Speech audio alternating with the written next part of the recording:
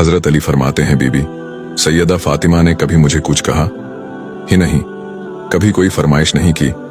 एक दिन सख्त बीमार हुई तो मैं करीब बैठा तो मैंने कहा, फातिमा तुमने कभी कुछ नहीं मांगा, ऐ इज्जत वाले बाप की इज्जत वाली बेटी, मेरा दिल करता है कि तुम मुंह से कोई फरमाइश करो।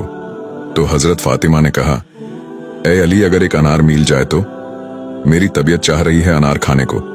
हजरत अली फरमाते हैं, मैं गया, मेरे पास एक दिनार था, उसका एक अनार खरीदा। अनार खरीदकर जब वापस पलटा तो देखा एक बूढ़ा शख्स जिसके हाथ पैर लड़खड़ा रहे थे, कहने लगे, या अली मैं कई दिनों का भूखा हूं। हजरत अली फरमाते हैं, मेरे पास वह एक ही दिनार था जिसका वो अनार आ गया। कहते हैं, मैंने उसी वक्त वह अनार निकाला और उस शख्स के हाथ में रखा और बोझल कदमों से जब मैं घर में दाखिल हुआ तो हजरत फातिमा रजी अल्लाह ताला अन्हु जब हजरत अली का उतरा हुआ चेहरा देखा तो कहने लगी, अली पैसे अल्लाह के रास्ते में दे आए हो, खैरात कराए हो। हजरत अली फरमाते हैं कि जब फातिमा की तरफ देखा तो मैं हैरान रह गया।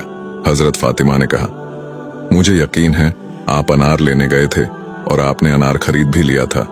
मेरे साथ बेवफाई हो ही नहीं सकती, किसी सवाली ने मांग लिया होगा।